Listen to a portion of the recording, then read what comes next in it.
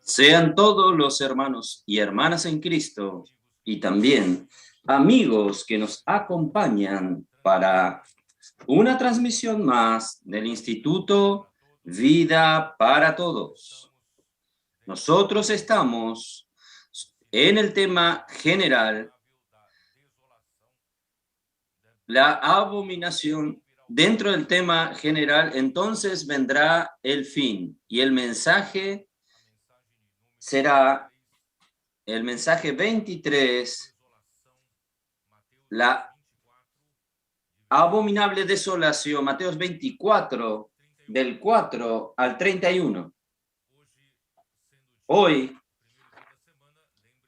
siendo el primer día de la semana, recuerde hacer sus ofrendas, honrando al Señor con sus bienes, tanto de la obra regional como también en su iglesia.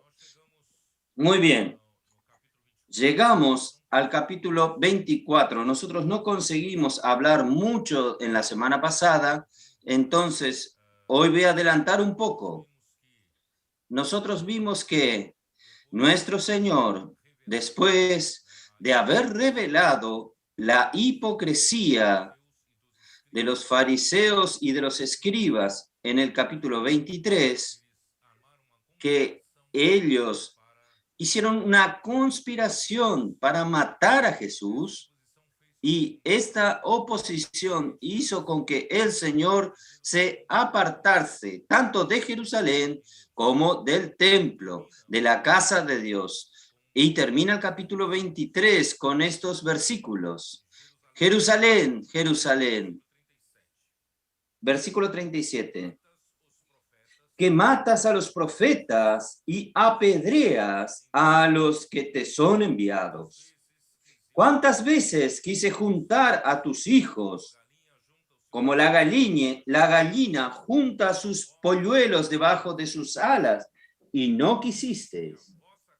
He aquí, vuestra casa os es dejada desierta. Porque os digo que desde ahora no me veréis, hasta que digáis, bendito el que viene en el nombre del Señor. Cuando Jesús salió del templo, se iba. Se acercaron sus discípulos para mostrarle el edificio del templo. Hermanos, los discípulos creo que estaban en otro mundo, no habían entendido nada. Jesús estaba retirando de Jerusalén y del templo de la casa de Dios, porque allí se había hecho una cueva de ladrones y la gloria y la presencia del Señor no podía estar más en aquel lugar. Y aún así, los discípulos estaban admirando las maravillas. El templo que había Herodes construido, piedras de color crema, una construcción fabulosa en la época. Y Jesús le dijo, no veas todo esto. En verdad os digo que no quedará aquí piedra sobre piedra que no sea derrumbada. Entonces el Señor estaba también prediciendo que Jerusalén, que el templo y también Jerusalén serían destruidas por causa de la degradación del pueblo de Israel. Entonces, él sale del templo y atraviesa el valle de Cedrón y viene al otro lado, al lado este del templo, en el monte de los olivos. Entonces, él en el monte de los olivos, estaba Jesús sentado, versículo 3. Y estando él sentado en el monte de los olivos, los discípulos se acercaron aparte diciendo, dinos, ¿cuándo serán estas cosas? ¿Y qué señal habrá de tu venida y del fin del siglo?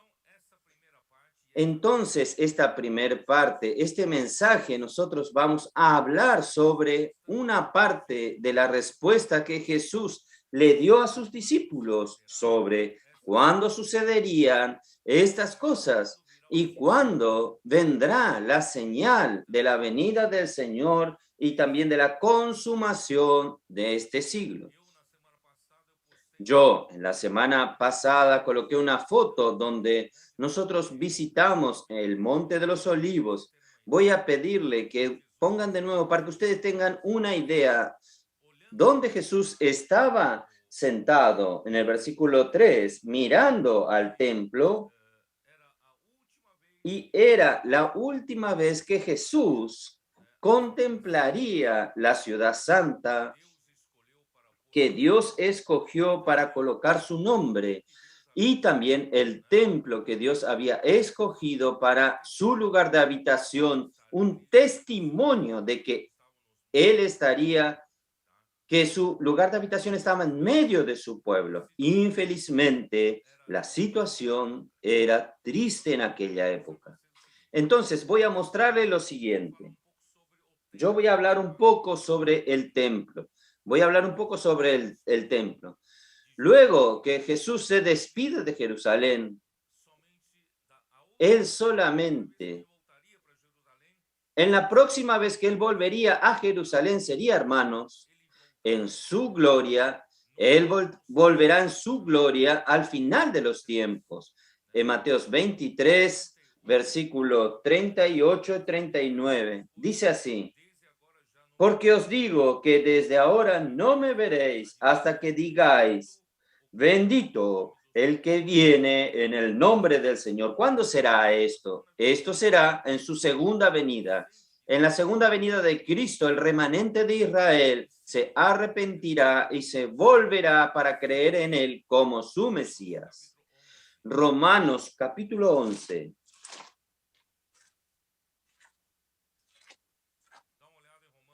Vamos a mirar Romanos capítulo 11, versículo 23.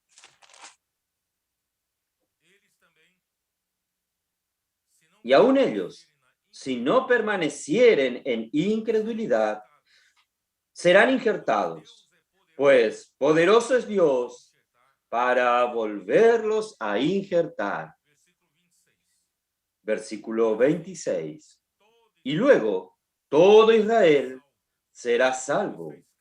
Como está escrito, vendrá de Sión el libertador, que apartará de Jacob la impiedad. Zacarías, versículo 10. Zacarías 12, versículo 10. Y derramaré sobre la casa de David y sobre los moradores de Jerusalén espíritu de gracia y de oración. Y mirarán a mí, a quien traspasaron, y llorarán como se llora por un hijo unigénito, afligiéndose por él como quien se aflige por el primogénito.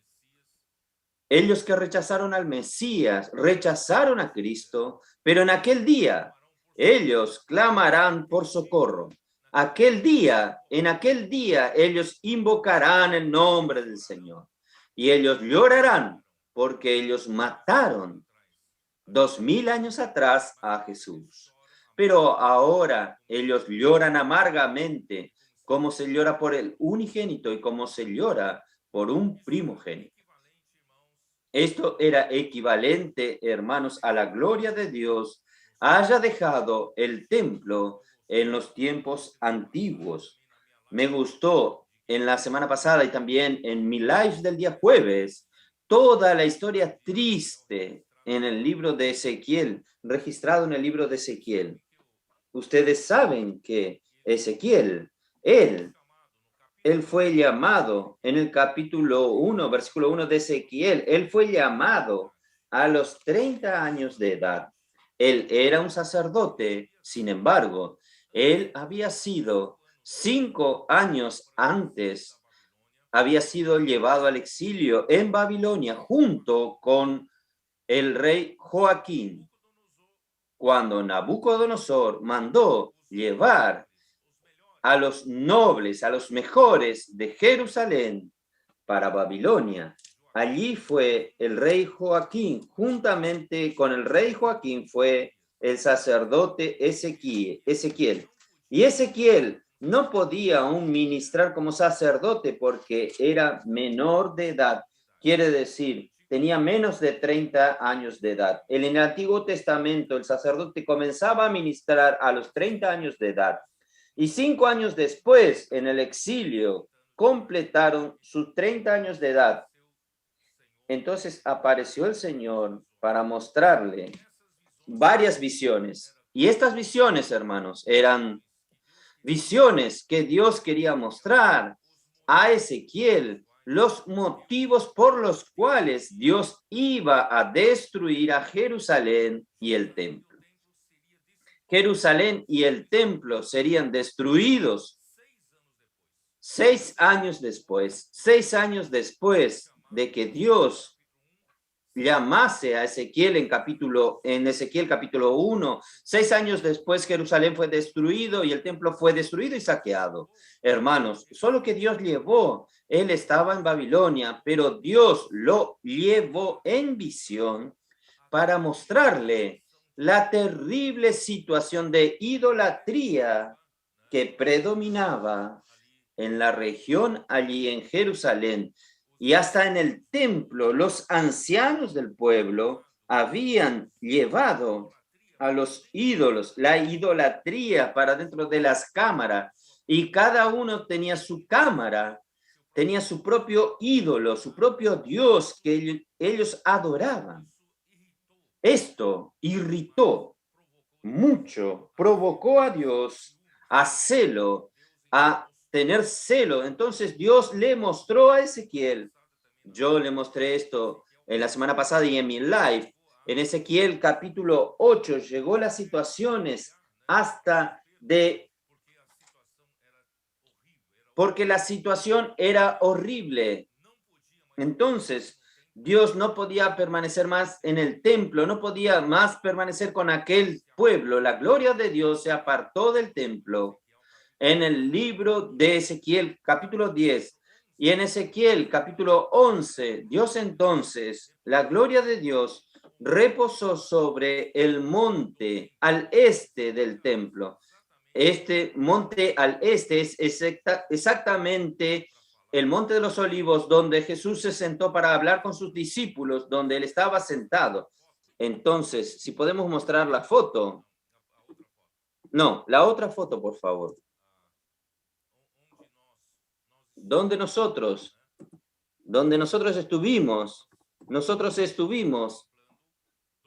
estábamos contemplando el monte de los olivos.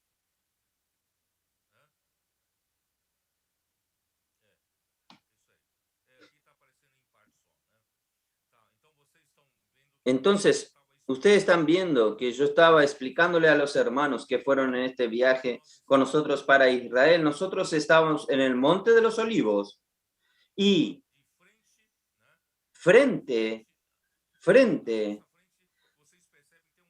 a nosotros, ustedes perciben que hay un valle. Y del otro lado del valle estaba el patio donde estaría el templo. El templo fue destruido, donde estaría el templo. Entonces Jesús salió del templo y vino a este lado, al Monte de los Olivos, y él contemplaba por última vez al templo y Jerusalén. Detrás de Jerusalén detrás del templo estaría Jerusalén.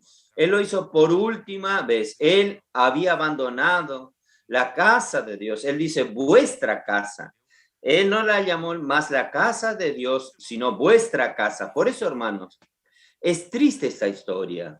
Y 6 años después, Ezequiel capítulo 1, fue saqueada la ciudad y fue saqueado el templo. Todo fue llevado a Babilonia. Esto nos muestra, hermanos, ayer nosotros hay varios hermanos aquí de la región del Triángulo Minero.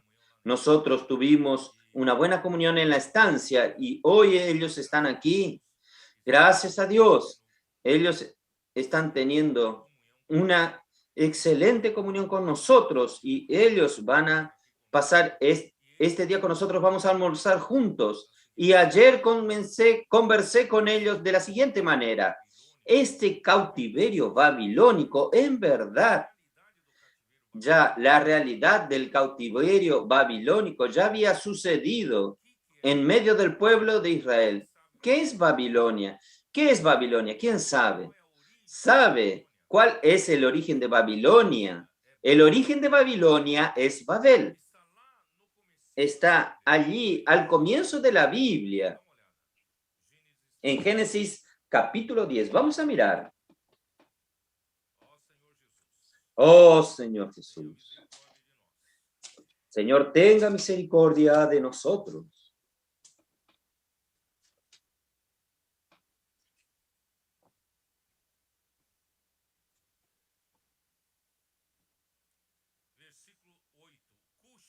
Versículo 8. Y Cus engendró a Nimrod, quien llegó a ser el primer poderoso en la tierra. Ese fue vigoroso cazador delante de Jehová, por lo cual se decía, así como Nimrod, vigoroso cazador delante de Jehová. Yo cuando era joven y creía, este es un relato positivo, Nimrod era un poderoso delante de Dios, un poderoso cazador delante de Dios. No, aquí es en el sentido negativo. Él había liderado al pueblo de aquel tiempo. No sé si ustedes saben cómo se sitúa esta generación. Era una generación post-diluvio. Había sucedido el diluvio. Dios había exterminado a la raza humana en la tierra. Solo quedó Noé y su familia, que fueron salvos por el arca. Y ciento y pocos años después surgen de los hijos de Can. Can es uno de los hijos de Noé.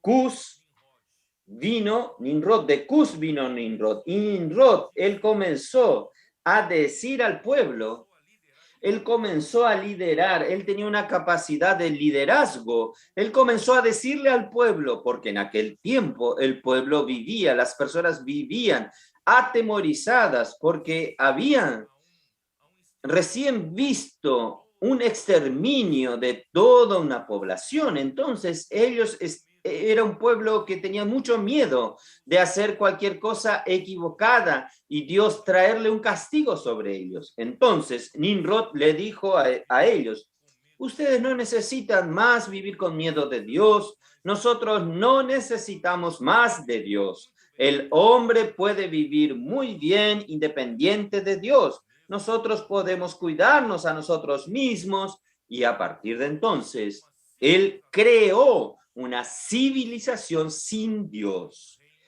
Él comenzó a tener un reino, comenzó a tener un gobierno humano sin Dios. Entonces, él comenzó a reunir a las personas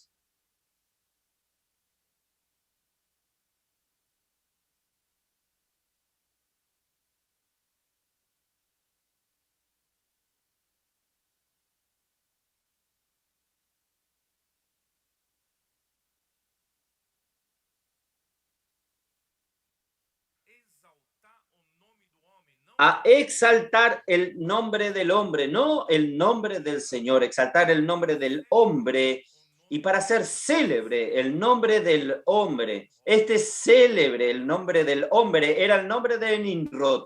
Él se tornó entonces grande en aquel tiempo y él predicaba que el hombre no necesita de Dios, el hombre se arregla solo y él cuidaría del pueblo. Entonces era así como comenzó el gobierno humano. Este principio del gobierno humano, hermanos, infelizmente perdura hasta el día de hoy.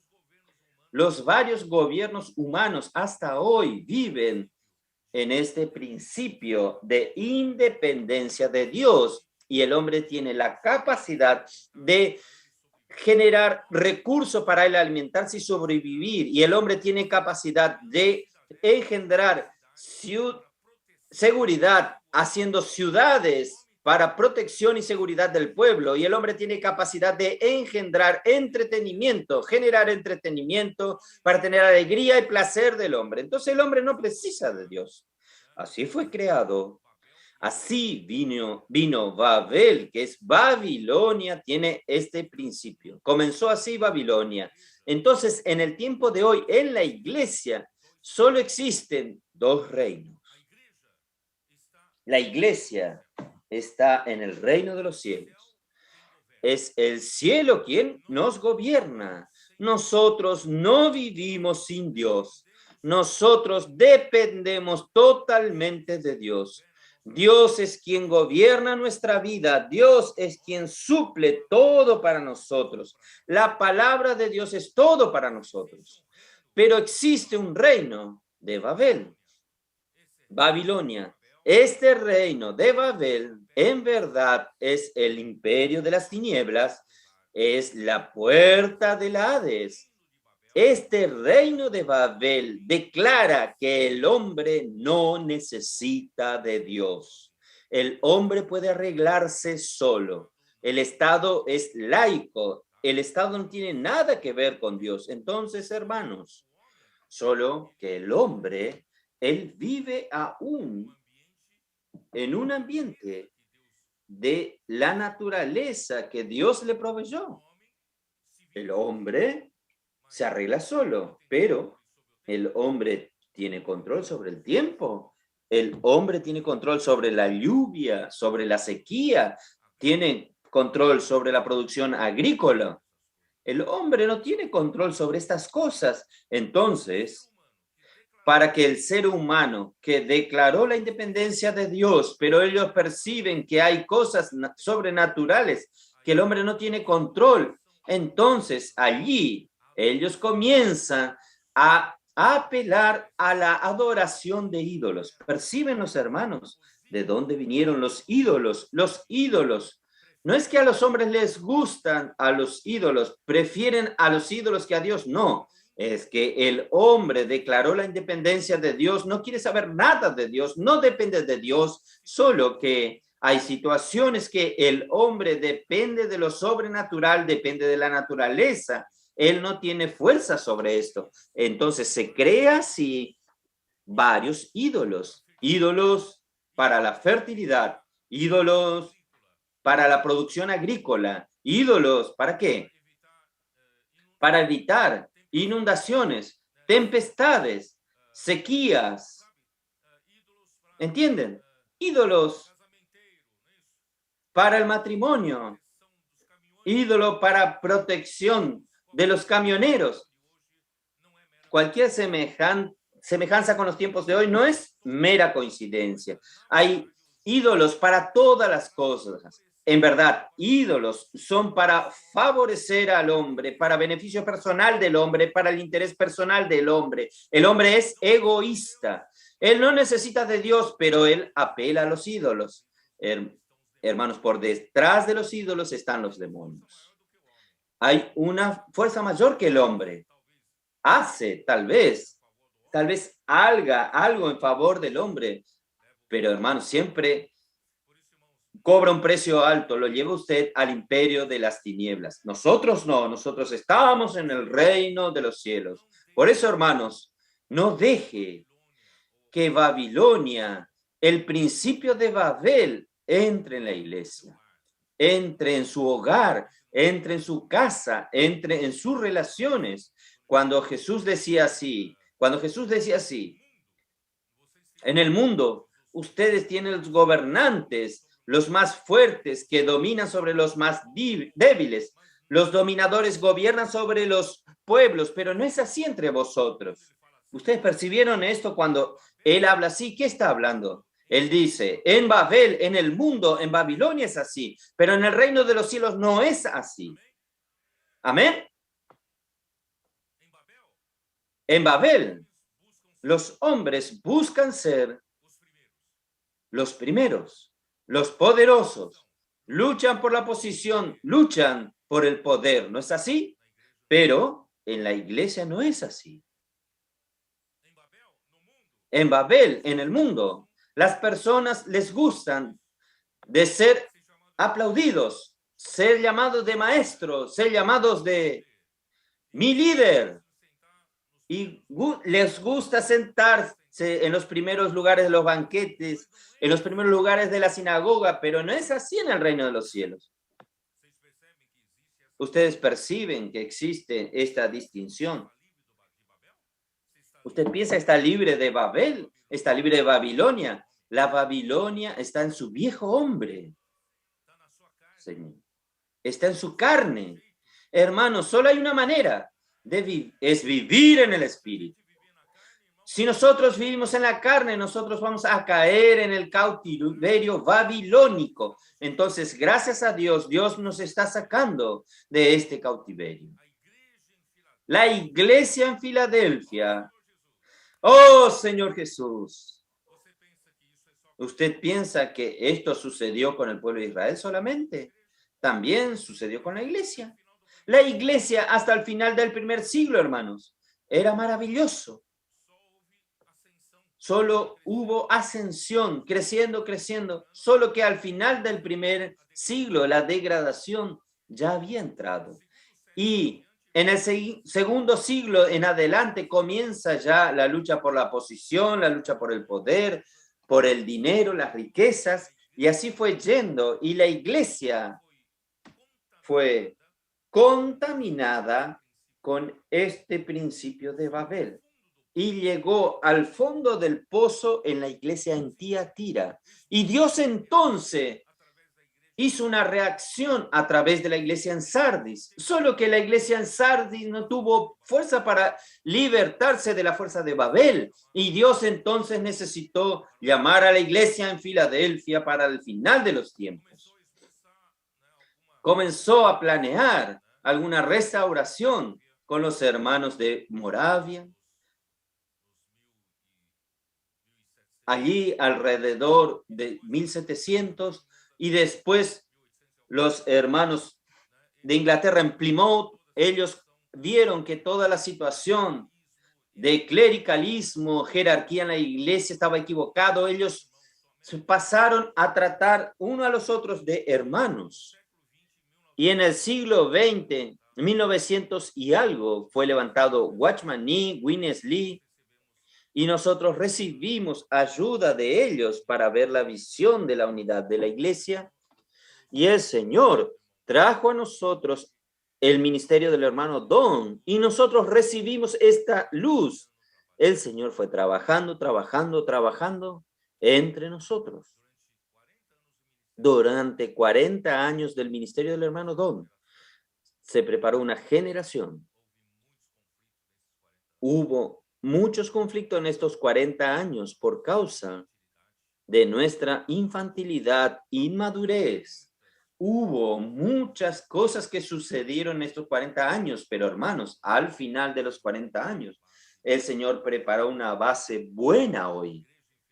La iglesia en Filadelfia, podemos no haber alcanzado lo ideal, pero hermanos, nosotros ya tenemos las condiciones básicas para que Dios pueda usarnos, para que Él sacarnos totalmente de la situación del principio de Babel.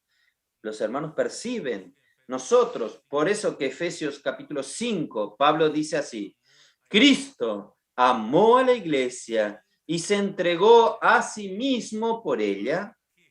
¿Para qué? Para santificarla. ¿Por qué la iglesia necesita ser santificada?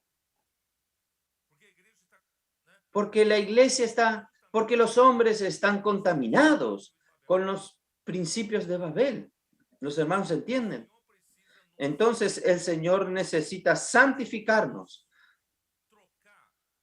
cambiar la naturaleza corrupta por la naturaleza santa de Dios, por medio de un proceso de metabolismo espiritual. ¿Y quién hace este metabolismo espiritual?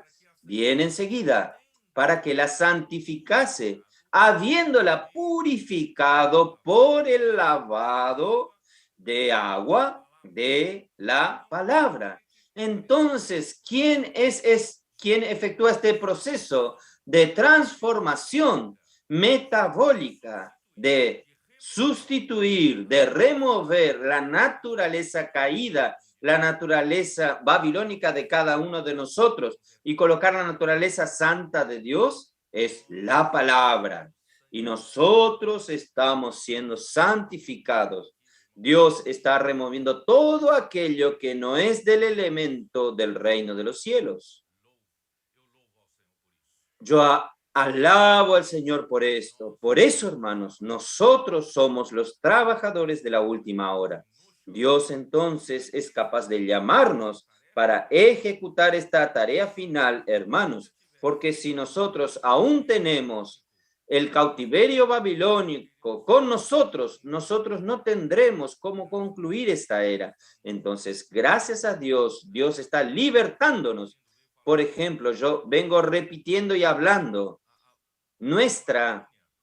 en Babilonia, la búsqueda por el reconocimiento, ustedes recuerdan que yo hablé de esto, la búsqueda por el prestigio, la búsqueda por la fama, la búsqueda por la gloria propia, la búsqueda por el propio interés, todas estas cosas son de Babilonia, son del principio de Babel, de quien vive independiente de Dios. Nosotros no necesitamos buscar reconocimiento en la iglesia. No necesitamos buscar gloria para nosotros. Jesús vino aquí en la tierra y él dijo, no busco mi propia gloria, sino que busco la gloria del que me envió. Hermanos, este es el reino de los cielos. Estamos aquí como siervos para hacer la obra de Dios, para terminar lo que está en el corazón de Dios. Por eso, hermanos, Dios necesita limpiar nuestro corazón, necesita purificar nuestro corazón. Y esta lucha va hasta el final. Cuando llega al final, hermanos, Dios va a usar a su iglesia en Filadelfia como vencedores y Dios va a hacernos casar con Cristo como la novia en Apocalipsis 19. Y esta novia irá a luchar del lado de Cristo como el gran general y nosotros vamos a derrotar al anticristo. Y todos los seguidores con sus ejércitos liderados por los 10 reyes, nosotros vamos a luchar aquella última batalla de Armagedón que sucederá en el valle de Cedrón, entre el monte de los olivos y el templo. Y nuestro Señor, el general, el pueblo de Israel será acorralado allí en el valle de Cedrón, en la batalla de Armagedón. Y nuestro Señor vendrá a salvarnos, porque ellos invocarán el nombre del Señor. Y el Cordero pisará con los 2 pies sobre el monte de los olivos, un pie al norte, el otro al sur del monte, y el monte se abrirá en 2. Se creará un valle, y el pueblo de Israel, acorralado por las naciones, huirá por el valle. Y todos ellos serán salvos.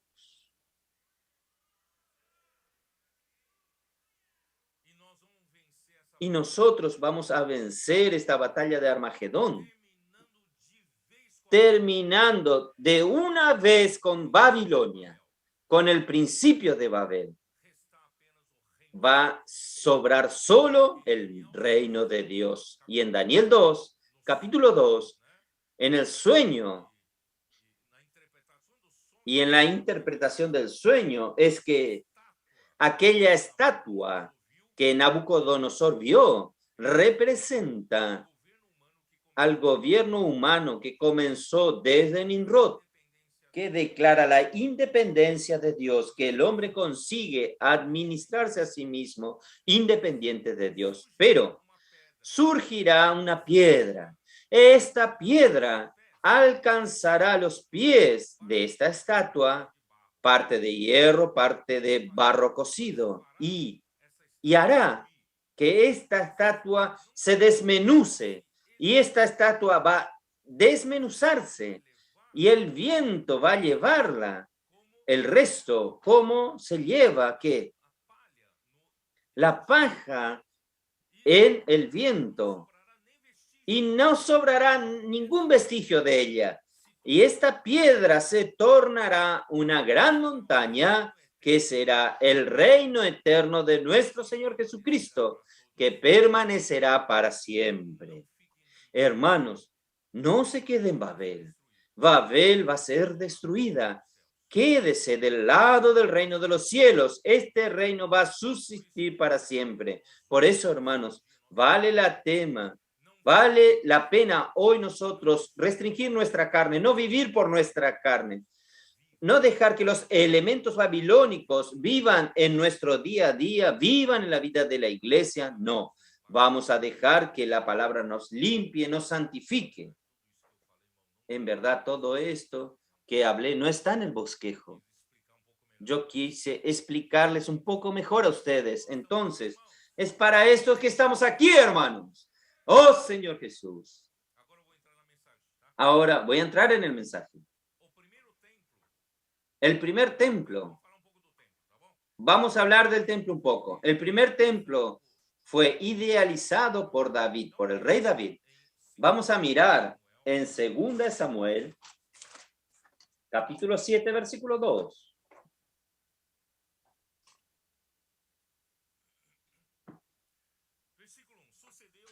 Versículo 1. Aconteció que cuando ya el rey habitaba en su casa, después que Jehová le había dado reposo de todos sus enemigos en derredor, dijo el rey al profeta Natán: mira, ahora yo habito en casa de cedro y el arca de Dios está entre cortinas.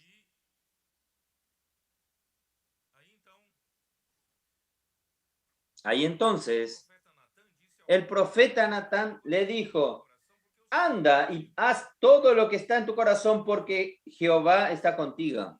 En verdad, Natán no buscó el corazón de Dios todavía, pero en aquella noche Dios habló con Natán. Aconteció aquella noche que vino palabra de Jehová a Natán diciendo: ve y di a mi siervo David, así ha dicho Jehová, tú me has edificar casa en que yo more. Usted me va a edificar una casa para mi habitación.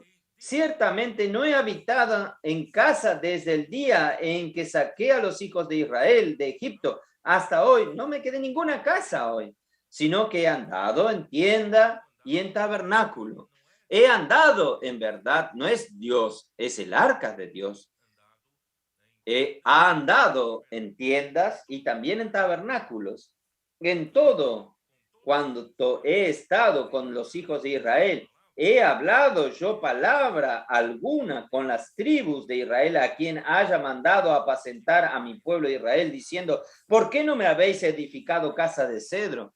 Quiere decir, Dios nunca pidió una casa de cedro a nadie. Ahora vamos a mirar entonces el versículo 11. Vamos a ver el versículo 12 para ganar tiempo. Cuando tus días sean cumplidos y duermas con tus padres, yo levantaré después de ti a uno de tu linaje, el cual procederá de tus entrañas, y afirmaré su reino. Él edificará casa a mi nombre. Vean bien, aquí habla casa a mi nombre. No es que Dios físicamente va a habitar allí. Dios va a colocar su nombre como testimonio. Y yo afirmaré para siempre el trono de su reino. Yo le seré a el padre y él me será a mi hijo. Entonces, el rey David tuvo este corazón, quiso edificar una casa al Señor. Dios entonces le dijo, profetizó que Salomón, su hijo, edificaría una casa. Esta casa, hermanos, sería el templo en Jerusalén. Vamos a mirar también en Primera de Crónicas, capítulo 22. Capítulo 22 habla en verdad lo mismo. Versículo 6. Llamó entonces David a Salomón su hijo y le mandó que edificase casa a Jehová, Dios de Israel. Y dijo David a Salomón: hijo mío, en mi corazón tuve el edificar templo al nombre de Jehová mi Dios, mas vino a mi palabra de Jehová diciendo: tú has derramado mucha sangre y has hecho grandes guerras. No edificarás casa a mi nombre, porque has derramado mucha sangre en mi presencia. He aquí nacerá un hijo, el cual será un varón de paz. Yo le daré descanso de todos sus enemigos en derredor. Por tanto, su nombre será Salomón, y yo daré paz y reposo sobre Israel en sus días. Él edificará casa a mi nombre, y él me será a mí por hijo, y yo le seré por padre, y afirmaré el trono de su reino sobre Israel para siempre. Así, hermanos, este templo fue construido por su hijo Salomón. ¿Sobre dónde? ¿En qué lugar? Sobre la era de Araúna. Araúna era el nombre del propietario de aquel lugar. Un jebuseo. Araúna el jebuseo que David compró para allí levantar un altar para cesar la plaga sobre Israel. Esto está en segunda de Samuel. Vamos a mirar segunda Samuel, capítulo 24. Yo, hermanos, estoy colocándoles toda la prueba bíblica para no hablar sin base.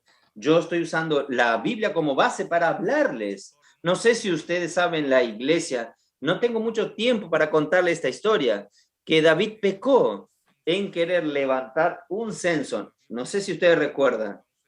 Quien lee la Biblia recuerda, él intentó hacer un censo y sus valientes le dijo, ¿por qué usted va a hacer un censo? Todo esto es tuyo. ¿Para qué hacer un censo? Él quería hacer un censo, tal vez, para saber cuál era su poderío. Y a Dios no le gustó esto. A Dios no le gustó. Entonces, él mandó a escogerle el castigo. Y él dijo, yo prefiero caer en las manos de Dios que en mis enemigos. Solo que en aquel tiempo murió mucha gente por la plaga. Y David entonces le dijo al Señor, yo cometí el error, el pueblo no tiene nada que ver con esto. Entonces el Señor le dijo, usted va a la era de Araúna y levanta un sacrificio para que cese la plaga. Él fue, vamos a mirar. Capítulo 24 de 2 Samuel, versículo 18. Y Gad vino a David aquel día y le dijo, sube y levanta un altar a Jehová en la era de Araúna Jebuseo. Solo para ganar tiempo voy hasta el versículo 24. Y el rey dijo a Araúna, no, sino que por precio te lo compraré. Porque el jebuseo, Araúna, él quería ofrecerle gratis, quería regalarle. No, él le dijo a David, no, yo no voy a ofrecer ningún sacrificio al Señor en un lugar que no pague un precio, porque no ofreceré un holocausto que no me cueste nada. Así David compró la era y por los bueyes pagó 50 ciclos de platas y edificó allí un altar y presentó holocaustos y ofrendas pacíficas. Y Jehová oyó las súplicas de la tierra y cesó la plaga en Israel. Fue así que cesó la plaga, no hubo más muerte en Israel. Solo que en este lugar, en la era de Araúna, que también la era de Ornán. Vamos a ver, segunda de Crónicas, capítulo 21, que va a hablar la era de Ornán, que es la misma persona. Araúna o Ornán son las mismas personas, perdón. Primera de Crónicas, capítulo 21.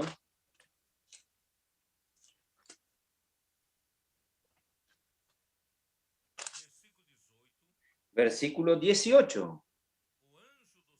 Y el ángel de Jehová ordenó a Gad que dijese a David que subiese y construyese un altar a Jehová en la era de Ornán Jebuseo. Entonces él tiene dos nombres, Araúna y Ornán, es la misma persona. Y versículo 25. Y dio David a Ornán por aquel lugar el peso de 600 siclos de oro, y edificó allí David un altar a Jehová, y en él que ofreció holocausto y ofrenda de paz, e invocó a Jehová, quien le respondió por fuego desde el cielo en el altar del holocausto. Hoy de mañana, el hermano que ayudó a ustedes que están por primera vez a invocar el nombre del Señor. David ya invocaba el nombre del Señor. Versículo 27. Entonces Jehová habló al ángel y este volvió su espada en la vaina. Viendo David que Jehová le había oído en la era de Ornán Jebuseo, ofreció sacrificio allí. Vamos a mirar en el versículo, capítulo 22. Y dijo David, aquí estará la casa de Jehová Dios, y aquí el altar del holocausto para Israel. Hermanos, yo les muestro versículos preciosos a ustedes. Yo les estoy probando dónde fue edificado el primer templo. Fue edificado en la era de Ornán, en la era que David compró para sacrificar al Señor. Y este lugar era la base, era el terreno para construirse la casa del Señor. En el capítulo 22, versículo 1, voy a leerles que es más claro en la versión King James actualizada. Entonces concluyó David, este es el lugar para la edificación del templo de Dios, Yahvé el Señor, y para establecer el altar del holocausto para el pueblo de Israel. Entonces aquí está muy claro, este es el lugar, la era de Ornán, el Jebuseo, este es el lugar para la edificación del templo de Dios. Ustedes entienden, es aquí, este es el lugar. Entonces, ¿qué más? Él dice así, déjenme ver. Yo voy a leerles el versículo 5. Y dijo David, Salomón mi hijo es muchacho y de tierna edad, y la casa que ha de edificarse a Jehová ha de ser magnífica por excelencia. David quería hacer una casa magnífica para el Señor, para renombre y honra en toda la tierra. Ahora pues yo le prepararé lo necesario. Y David, antes de su muerte, hizo preparativos en gran abundancia. David preparó todo, preparó material, recursos humanos para la edificación del templo. Y lo edificó, ¿dónde? En la era de Ornán, donde él hizo el sacrificio, y allí cesó la plaga. Y usted sabe dónde es la era de Ornán. Segunda de Crónica, capítulo 3. Este es un versículo muy importante. Segunda de Crónicas, capítulo 3, versículo 1. Comenzó Salomón a edificar la casa de Jehová en Jerusalén. ¿Dónde? Aquí no dice en la era de Ornán. Es en el monte Moriah, que había sido mostrado a David su padre, en el lugar que David había preparado en la era de Ornán Jebuseo. Hermano, la era de Ornán es exactamente el lugar donde Abraham iba a sacrificar a su hijo Isaac. Oh, Señor Jesús. Y este lugar también es llamado de Sión. Salmos 74:2.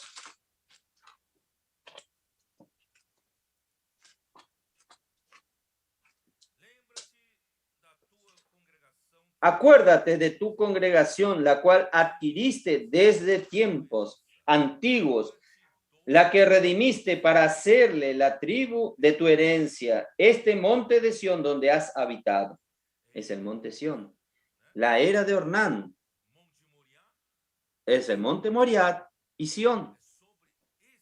Es sobre este terreno Dios mandó a construir el templo. Oh, Señor Jesús.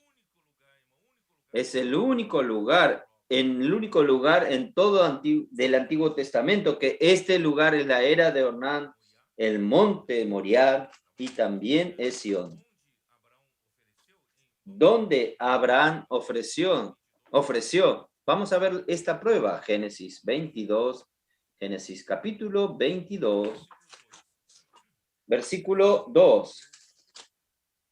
Y dijo, versículo 1 dice así, aconteció después de estas cosas que probó Dios a Abraham y le dijo a Abraham, y él respondió, heme aquí, y le dijo, toma tu hijo, tu único, Isaac, a quien amas. Parece que Dios le está provocando. Toma tu hijo. Miren, es tu único hijo, no tiene otro hijo, es tu único hijo, Isaac. Este es el hijo que tú amas. Ve a la tierra de Morat y ofrécelo allí en holocausto sobre uno de los montes que yo te diré. Versículo 14. Y llamó a Abraham el nombre de aquel lugar, Jehová proveerá. Por tanto, se dice hoy, en el monte Jehová será provisto. Hermanos, este es el lugar donde fue construido el templo. Oh, Señor Jesús. Debido a la decadencia de los reyes de Judá que gobernaron para sus propios intereses y para su propia prosperidad, Nabucodonosor, Dios entonces permitió que Nabucodonosor, el rey de Babilonia, incendiase y saquease el templo del Señor. Esto está en Segunda de Reyes. Vamos a mirar.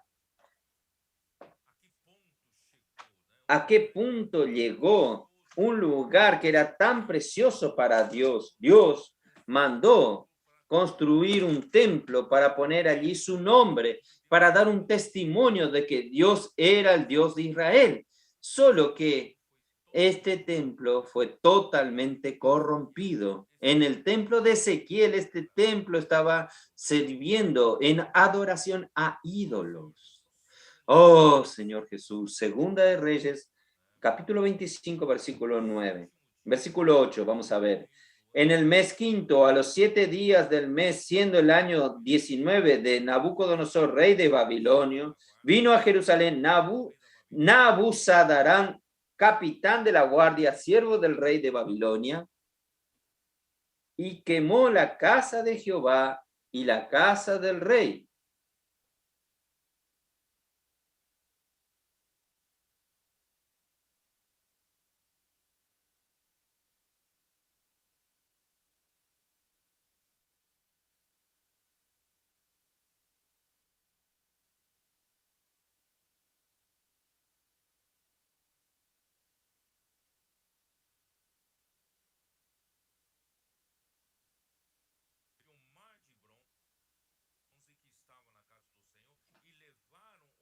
Y llevaron el bronce para Babilonia. Llevaron también las ollas, las palas, los recipientes de incienso y todos los utensilios de bronce con que se ministraban, incensarios, cuenco, lo que de oro en oro, lo que era en plata, todo llevó el capitán de la guardia. Los 2 columnas, un mar y las bases de que Salomón había hecho para la casa de Jehová. No fue posible pesar todo esto. La altura de una columna era 18 codos. No voy a continuar leyendo, solo para que ustedes entiendan que hubo un saqueo total. No solo se quemó, saquearon la casa del Señor. Dios entonces permitió que esto fuese hecho en el año 597 antes de Cristo. Ahí se terminó el templo, pero el segundo templo fue construido al regreso de los exiliados de Babilonia cerca del año 537 antes de Cristo, por el decreto del rey Ciro y por su ayuda, el rey de Persia. Esto está en el libro de Esdras, capítulo 1. Yo no tengo tiempo de leerles. Esdras 1, del 1 al 4, nos muestra que aproximadamente, hermanos, 50,000 personas volvieron para reconstruir el templo. Bajo el liderazgo de Zorobabel, reedificaron el templo en 22 años, desde el año 538 hasta el 516 antes de Cristo. Vean entonces, en aquel tiempo, ¿cuántas personas fueron llevadas a Babilonia? Son millones de personas, pero de entre tantas personas que quedaron en Babilonia por muchos años, ¿cuántas personas volvieron a Jerusalén? Solamente 50,000. Por eso, hermanos, ¿quién está luchando por la restauración del reino, hermanos? Son pocas personas. Por eso, hermanos, nosotros hacemos parte de la minoría. Volvimos con Zorobabel para la reconstrucción del templo. Nosotros estamos trabajando en la restauración de la iglesia, de la situación caída de Babilonia. Estamos trayendo nuevamente para una situación de pureza de la iglesia en Filadelfia. Por eso, hermanos, no es fácil. Solo que, hermanos, este templo que fue reedificado, yo no tengo tiempo de hablar varios detalles, solo quiero decirles a ustedes, este segundo templo fue profanado por el rey de Siria, Antíoco Epifanio IV. Esto fue entre el año 175 al año 163 antes de Cristo. Él tomó los objetos sagrados del templo como despojos y lo colocó un altar con una estatua pagana en el lugar santo. Esto tiene todo que ver con la abominación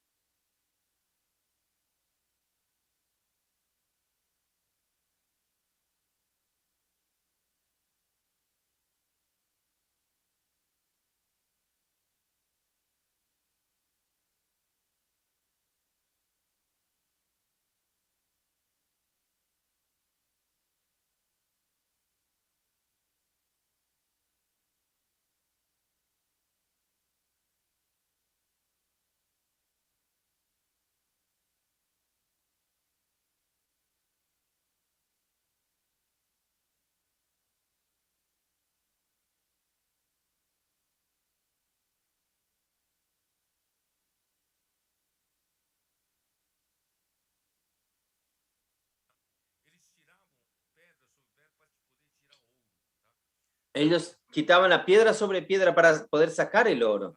Oh, Señor Jesús.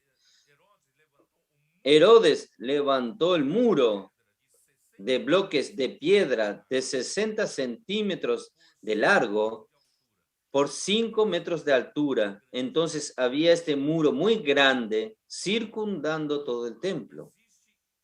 Existe un muro que quedó después de la destrucción del año 70. Este muro es llamado el Muro de los Lamentos. Después del término de la construcción, exactamente 40 años después de la profecía de Jesús en Mateo 24, durante la celebración de la Pascua, las tropas del comandante romano Tito tomaron posición de combate a las puertas de Jerusalén. Internamente había dos partidos principales, los fariseos y los saduceos. Ellos peleaban entre ellos y no percibieron cuando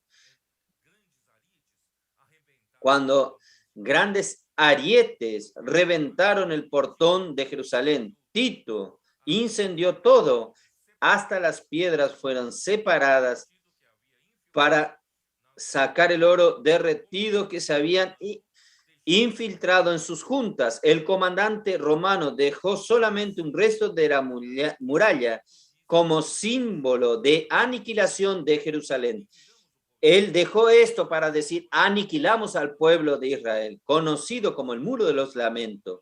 Más de 1 millón de judeos murieron en aquella época. Israel desapareció como nación en homenaje a la marcha triunfal de Tito cuando entró en Roma. Fue construido el Arco del Triunfo o el Arco del Tito, que persiste hasta el día de hoy. Si usted va a Roma, ve el Arco de Tito, que es un memorial del triunfo de Tito en Jerusalén.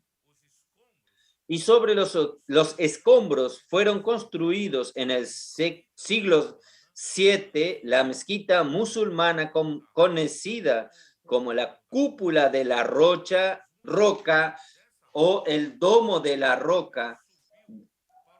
Según los musulmanes, fue de esta roca que Mahoma partió a los cielos. Fue en esta roca que Abraham ofreció a su hijo Isaac en el monte Moriah, y el rey David compró de la era de Ornat Jebuseo para levantar un altar al Señor y ordenó a su hijo Salomón construir el templo. Entonces voy a mostrarle otra vez esta foto, pero vamos a mostrarle una foto aproximada del domo de la roca para ver supuestamente dónde están los fundamentos del templo, y probablemente para el tiempo que va a ser construido ahora, porque por las profecías de Apocalipsis habrá que ser construido el templo, porque se iniciará en los tiempos finales los sacrificios diarios nuevamente.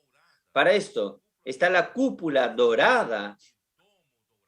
Esta cúpula es llamada el domo dorado también, y aquella construcción está sobre una roca, y supuestamente esta roca es donde estaba el fundamento del templo y donde fue que Abraham ofreció a Isaac en el monte Moriah. Entonces, hoy el dilema del pueblo de Israel es esto: ¿cómo ellos van a derrumbar esta mezquita para este domo de la roca para construir el templo? Por eso, hermanos, en nuestra manera de pensar, vendrá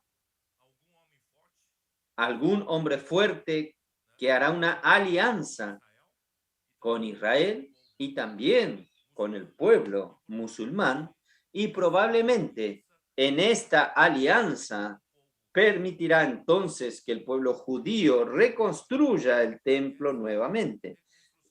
Y esta reconstrucción, esta alianza durará 7 años, que es la última semana de Daniel 9, es la última semana que volverá a contarse la historia de Israel. En esta última semana, en esta alianza ya hecha, el templo será reconstruido, solo que en medio de la alianza, en medio de los 7 años, esta persona que hará la alianza se mostrará como el anticristo. Él entonces quebrará el pacto a los 3 años y medio, y a partir de ahí comenzará la gran tribulación, grande sufrimiento.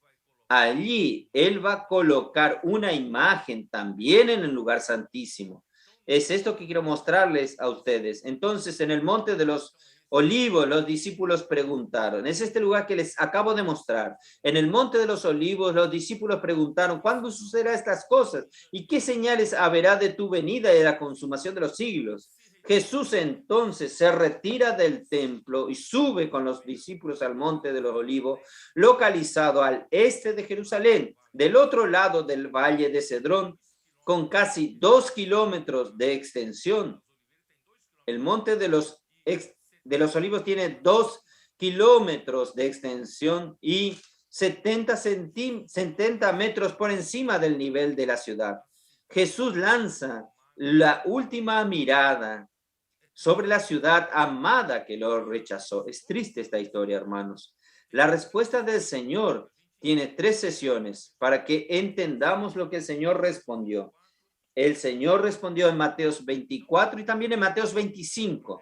Entonces, la respuesta del Señor para esta pregunta, ¿cuál es la pregunta? ¿Cuándo sucederán estas cosas? ¿Y qué señales habrá de tu venida y del final de los tiempos? Entonces, para responder esta pregunta, Jesús va a responderla en 3 partes. La primera sección está en Mateos 24, del 4 hasta el 31. Vamos a mirar Mateos 24, del 4 al 31. Es la sección, la respuesta que habla con relación a los judíos. Y la segunda sección es de Mateos 24, 32 hasta el capítulo 25, versículo 30. Habla de la sección que corresponde a la iglesia. Es para la iglesia. Y la tercera sección de Mateos 25, del 31 hasta el final del capítulo, el versículo 46, trata de los gentiles, de las naciones. Entonces son 3 sesiones. Y su respuesta para con los judíos en la primera sección debe ser interpretada literalmente. Cuando habla del invierno, habla del invierno en realidad. Y la segunda, que habla de la iglesia, debe ser interpretada espiritualmente, no literalmente. Por ejemplo, cuando llegue el verano, este verano no es el verano de la estación verano, sino el final de los tiempos. Después voy a explicar. Y también con relación a los gentiles, en la última sección, también debe ser interpretada literalmente. Entonces vamos a intentar terminar la primera sección hoy con relación a los judíos. Entonces vamos a volver a Mateos 24, versículo 4. Entonces Jesús les dijo, le respondió, primeramente con relación a los judíos. Respondió Jesús, le dijo, mirad que nadie os engañe, porque vendrán muchos en mi nombre diciendo, yo soy el Cristo, y a muchos se engañarán. ¿Por qué? Porque la nación de Israel está esperando al final de los tiempos la llegada del Mesías. Solo que ellos no saben que el Mesías ya llegó, Cristo ya llegó. Ellos están esperando hasta el día de hoy, ellos aguardan ansiosamente. Entonces, este ambiente es propicio para los falsos Cristo que aparezcan. Yo soy Cristo, yo soy el Mesías. Engañarán a muchos. Y oiréis de guerra y rumores de guerra. Mirad, que no os turbéis, porque es necesario que todo esto acontezca, pero aún no es el fin. Estas cosas están sucediendo. Varias cosas ya sucedieron y algunas están sucediendo ahora. Porque se levantarán nación contra nación, reino contra reino, y habrá peste y hambre y terremoto en diferentes lugares. Hermanos, con la guerra en el este europeo, esto aún va a tener consecuencias. porque allí es una región productora de alimento, una región productora de trigo, por ejemplo. Entonces, hermanos, esto va a afectar a todo el mundo. Fue arrasado las tierras allí en las guerras y pararon la producción agrícola. Esto va a afectar, va a tener consecuencias, hambres. Y ustedes ven que el precio del alimento ya está subiendo.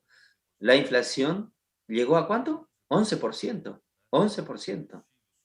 El combustible subió, todo está subiendo. Ustedes ven que hay guerra en un lugar y trae consecuencias hoy para para toda la tierra.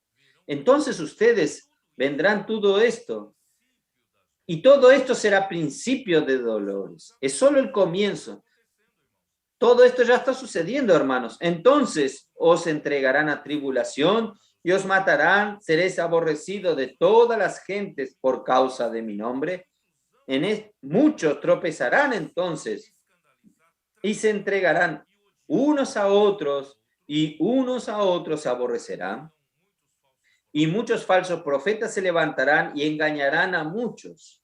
Hermanos, usted va a decir, pero,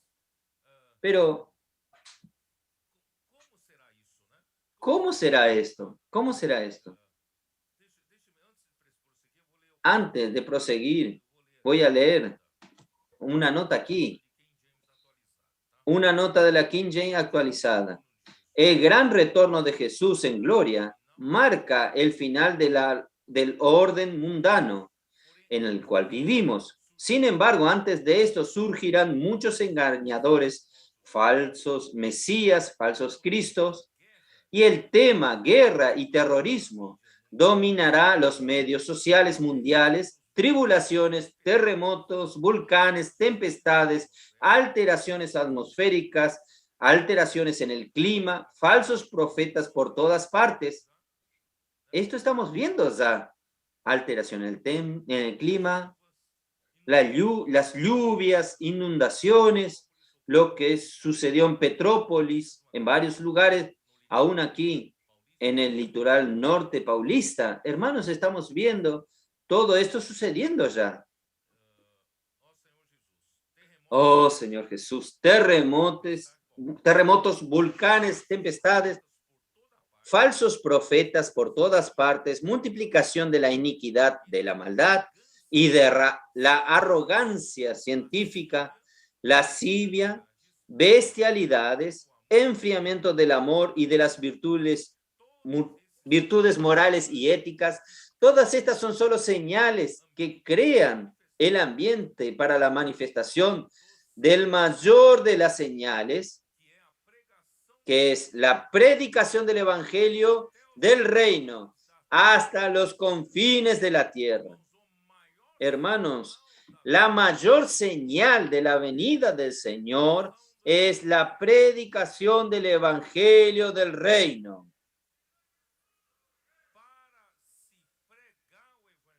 Para que se predique el evangelio del reino, algunos tienen que estar viviendo la realidad del reino. ¿No es así?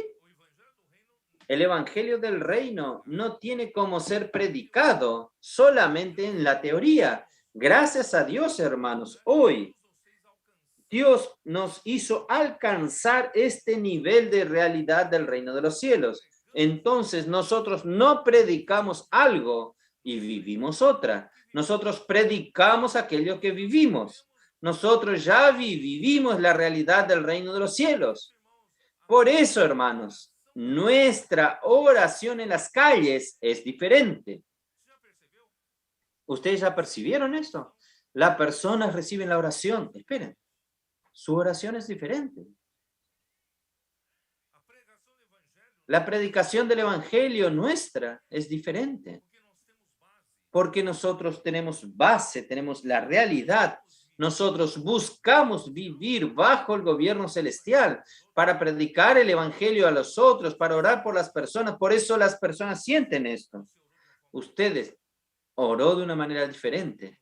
Hay algo dentro de usted, de mí, no sé cómo explicarle. ¿Saben por qué? Porque estamos hablando con realidad. ¿Qué más? Oh, Señor Jesús. Entonces, hermanos, Déjeme hablar sobre esto de ser atribulado. Aquí tienen que ser los creyentes judíos, en verdad. El Señor ya está hablando también. Aquello que Él habló en Mateos 10. ¿Ustedes recuerdan? Cuando en Mateos 10 Él envió a los 12. ¿Qué les dijo a los 12? ¿Ustedes recuerdan? Versículo 17, Mateos 10. Él dice así. Y guardaos de los hombres, porque os entregarán a los concilios, y en sus sinagogas os azotarán, y aún ante gobernadores y reyes seré llevado por causa de mí, para testimonio a ellos y a los gentiles. Mas cuando os entreguen, no os procuréis por cómo os hablaréis, porque en aquella hora os seréis dado lo que habéis de hablar, porque no sois vosotros lo que habláis, sino el Espíritu de vuestro Padre es el que habla en vosotros. Esto en verdad ya son, aún para los cristianos de la época de los apóstoles, ya tenían esta situación de persecución. Cuando llegue al final de los tiempos, el ambiente también será el mismo. Entonces, déjenme ver aquí. Porque os entregarán a los tribunales, que es el Sanedrín, el más alto tribunal de los judíos, y os azotarán en las sinagogas, y seré, pero el que perseverare hasta el fin, este será salvo. Pero recuerde, esto está dentro del contexto para los judíos. No es tanto para nosotros, es para los judíos. Pero que hay algo. El versículo 14, y será predicado este evangelio del reino en todo el mundo para testimonio a todas las naciones, y entonces vendrá el fin. Hermanos, este versículo, hermanos, no se restringe a los judíos. Este versículo es una tarea de la iglesia, aunque esté dentro del contexto de la palabra a los judíos. ¿Entienden, hermanos? Entonces, hay algunos intérpretes en el pasado, dicen que este versículo es exclusivo de los judíos. No es así. Los judíos no están predicando el evangelio del reino. La iglesia está viviendo la realidad del reino de los cielos. Entonces, es nuestra obligación, hermanos, de predicar el evangelio del reino. Y nosotros somos, ustedes perciben, nosotros somos los que dictamos el avance del final de los tiempos. Cuando nosotros avanzamos al final de los tiempos es por la predicación del evangelio del reino. Entonces, todo lo que está sucediendo por medio de las herramientas que el Señor nos dio, estamos avanzando, edificando la iglesia, y las cosas también seculares están sucediendo. La gran tribulación está viniendo. Cuando llega al versículo 15, hermanos.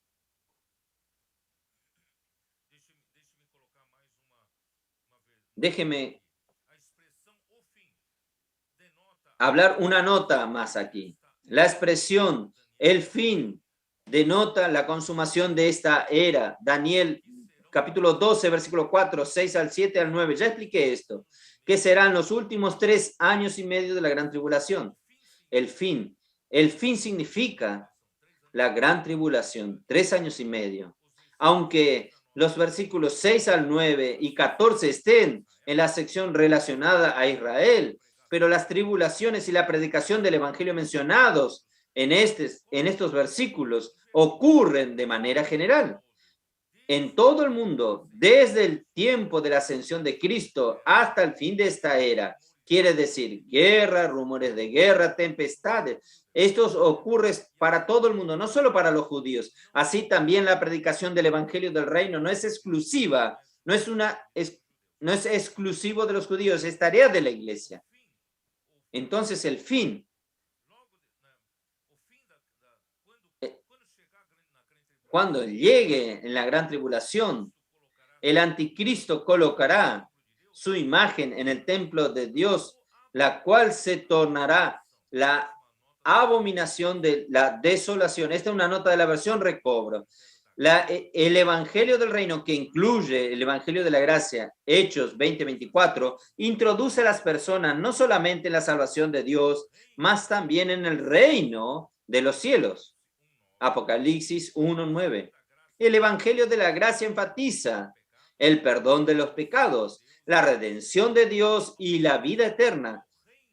Al paso que el evangelio del reino enfatiza el gobierno celestial de Dios, de Cristo y la autoridad del Señor. Este evangelio del reino será predicado en toda la tierra para testimonio a todas las naciones antes del fin de esta era.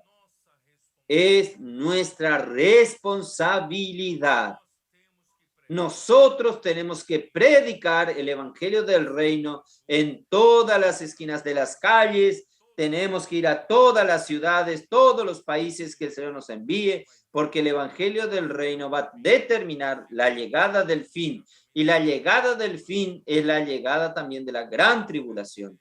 Pero yo espero ser guardado de la gran tribulación.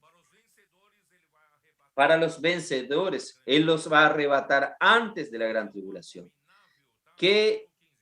Versículo 15. Por tanto, cuando veas en el lugar santo la abominación desoladora que habló el profeta Daniel en el lugar santísimo, el que lee entienda. Entonces, ¿qué es la abominación desoladora?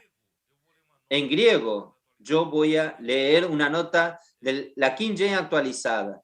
En griego es videlugma tes eremosis, que significa la profanación horrible, el sacrilegio terrible, o aún en versiones antiguas, la desolación abominable. Estas son formas de traducir el significado literal de la frase original. Las cosas abominables que causan horror y repulsión. Esto está en Daniel 9:27, 11:31 y 12:11. Ustedes pueden leer esto en su casa. Esto ya había ocurrido en el año 168. Cuando yo le dije a ustedes, cuando el rey Antíoco Epifanio erigió un altar a Zeus. ¿Recuerdan que lo dije? En el lugar del altar a Jehová. También sucedió en el año 70. Después de Cristo, cuando los romanos, el príncipe Tito destruyó Jerusalén y el templo, y ellos levantaron, los romanos, ofrecieron también sacrificios paganos en Jerusalén, en el lugar sagrado, al proclamar a Tito emperador supremo. Entonces, hermanos, todo esto son sombras de aquello que ocurrirá en el final de los tiempos. ¿Y qué ocurrirá en el final de los tiempos? Vamos a mirar Apocalipsis 13. Oh, Señor Jesús. Vamos a predicar el Evangelio. Capítulo 13, versículo 14.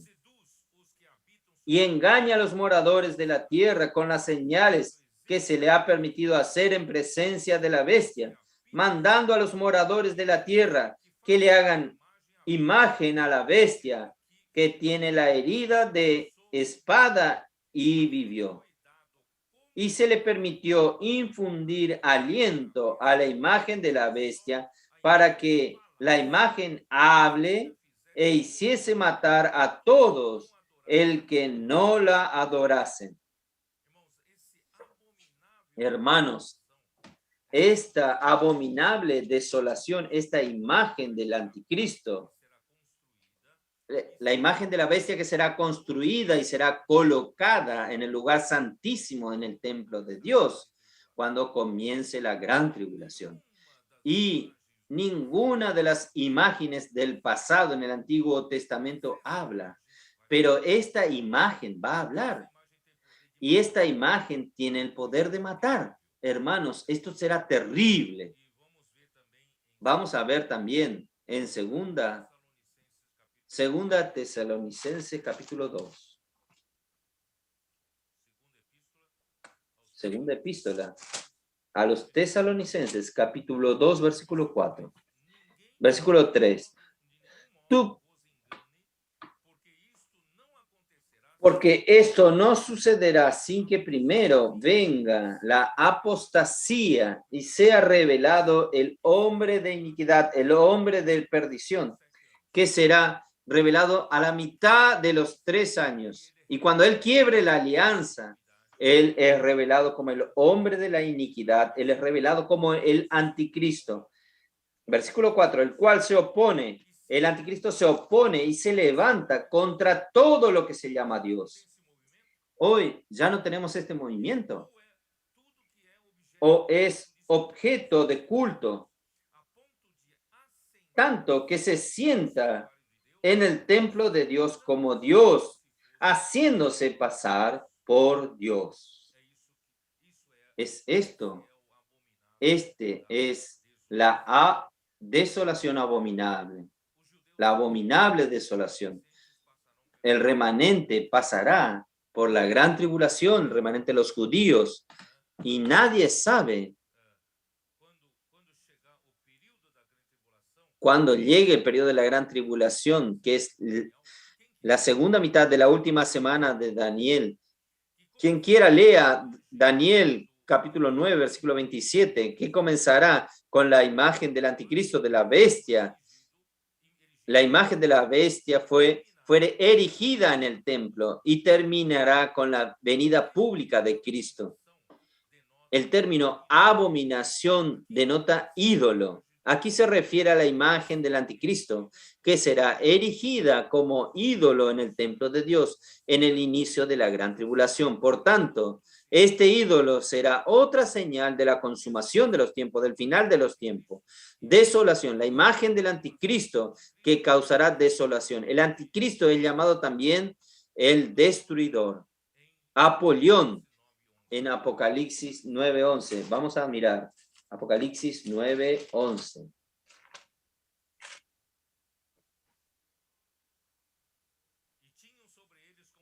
Y tiene por rey sobre ellos al ángel del abismo, cuyo nombre en hebreo es Abadón y en griego Apolión, que significa el destructor. El lugar santo se refiere al lugar santísimo del templo de Dios. Vamos a ver a Mateos 24. Versículo 16. Entonces los que estén en Judea huyan a los montes. El que esté en la azotea no descienda para tomar algo de su casa. Y el que esté en el campo no vuelva atrás para tomar su capa. Mas hay de las que estén en cinta y de las que críen en aquellos días. Orad, pues, que vuestra huida no sea en invierno ni en el día de reposo. Entonces una hermana me escribió si yo quiero quedar embarazada o no. Quiero tranquilizarlos primero, que esta sección se refiere a los judíos. Y lo segundo que quiero decirle, hermanos, nosotros no sabemos cuándo vendrá el Señor. Nosotros debemos estar preparados para mañana, pero debemos llevar nuestra vida de manera normal. El Señor sabe todas las cosas.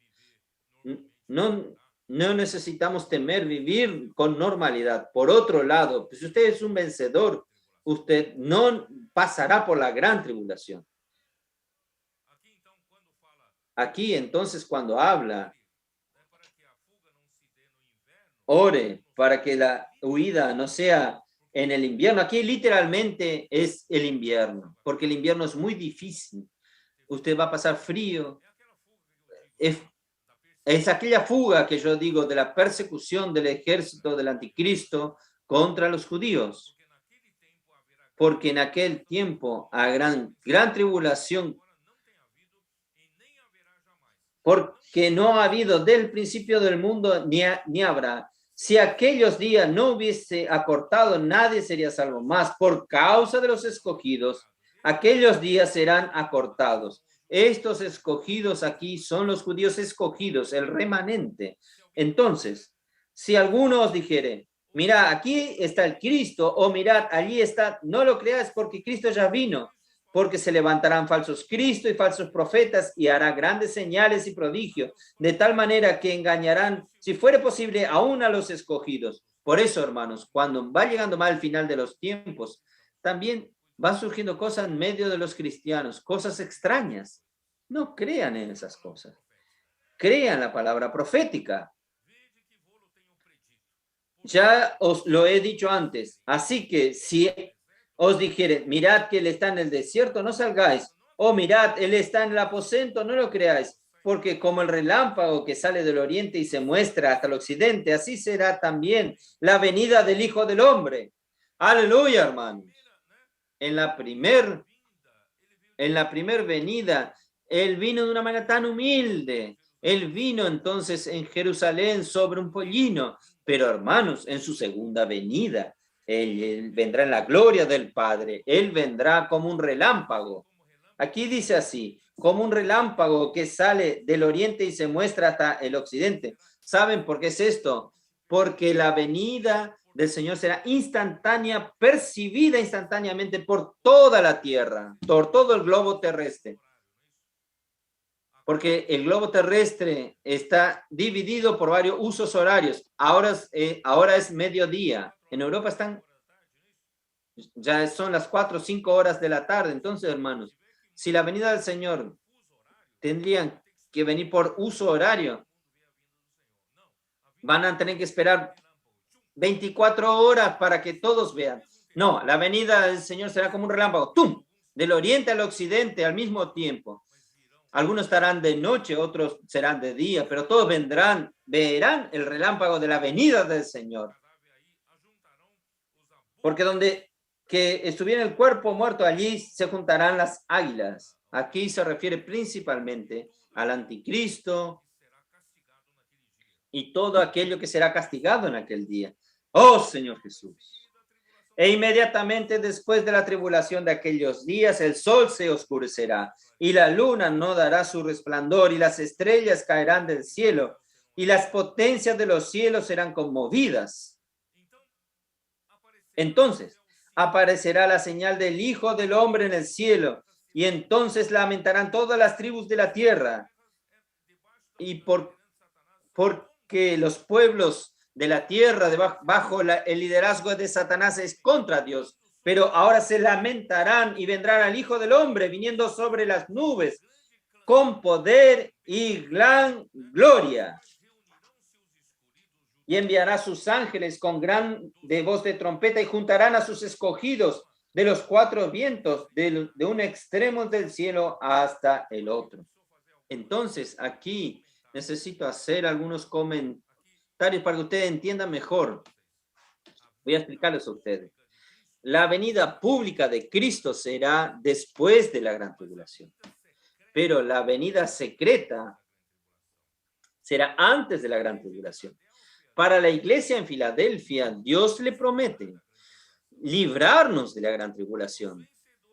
Los vencedores, como el hijo varón de Apocalipsis 12, serán arrebatados al trono de Dios, hermanos, antes de la gran tribulación.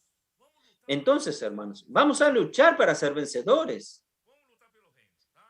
Vamos a luchar por el reino y también con relación a las calamidades.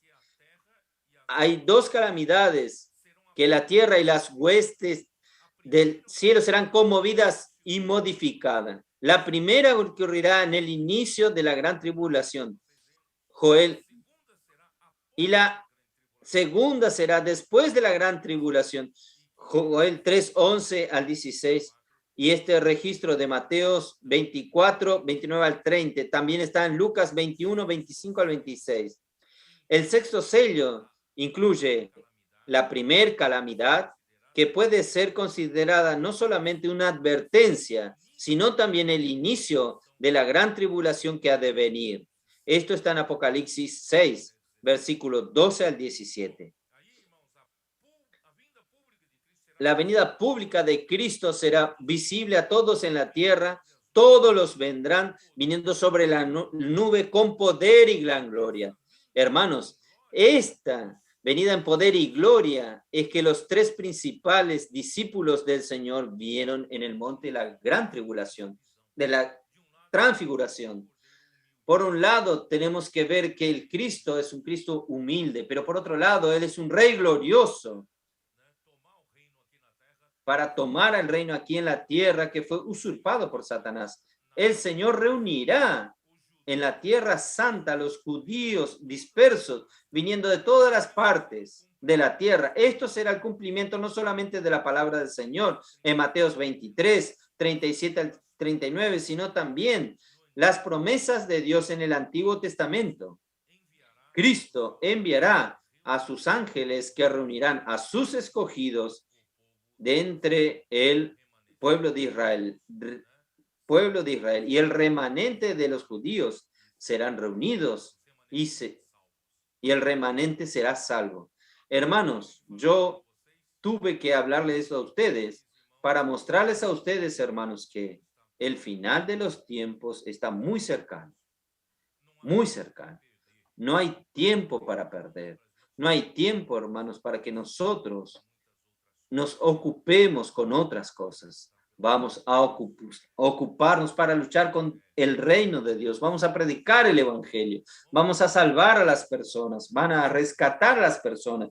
Vamos a cuidar de esas personas. Gracias a Dios, nosotros tenemos tantas herramientas. Desde el colportaje dinámico, nosotros tenemos la fábrica de vencedores, las redes de las conectadas. Nosotros tenemos la red de los hombres de oración. Nosotros tenemos la red de la iglesia con central de recepción. Tenemos varios servicios en la iglesia, hermanos. Todo esto, hermanos, es para apresurar la venida del Señor, porque el Señor solo volverá si la iglesia esté edificada. Por tanto, hermanos, vamos a hacer lo posible para participar de algún servicio. Y si usted está en algún servicio, no diga que yo soy exclusivo en este servicio. Por ejemplo, si usted hace parte de los hombres de oración, no diga, yo no sirvo en la recepción porque yo soy de los hombres de oración. Aquí no hay equipo de fútbol. Yo soy de este equipo, yo soy del otro equipo. Usted puede servir en varios servicios. No se haga exclusivo de un solo servicio, porque el Señor necesita de usted en todos los servicios que sea posible. Entonces, nosotros vamos a hacer esta iglesia en Filadelfia. Nosotros vamos a traer al Señor de vuelta.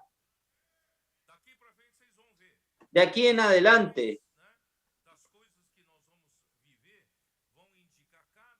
las cosas que van a vivir van a indicar cada vez más las proximidades de la venida del Señor. Y yo quiero aún creer que el Señor nos levantó como los trabajadores de la última hora para pensar fuera de la caja. Nosotros éramos cuadrados, convencionales, pero un día el Señor nos quitó de la caja y nos colocó, hermanos, para creer en su palabra, para que nosotros seamos simples. En el pasado ustedes dirían, pero así no funciona, nunca funcionó así. Pero si el Señor dice, va a funcionar. Sea simple, obediente a la palabra profética y usted va a practicar, usted va a ver que la obra de Dios es hecha y vamos a traer a las personas para la iglesia, vamos a edificar juntos, vamos a hacer que todas las personas sirvan juntas. Hermanos, yo quiero creer, hermanos, que la venida del Señor es muy próxima. Jesús es el Señor. Dios los bendiga a todos. Amén.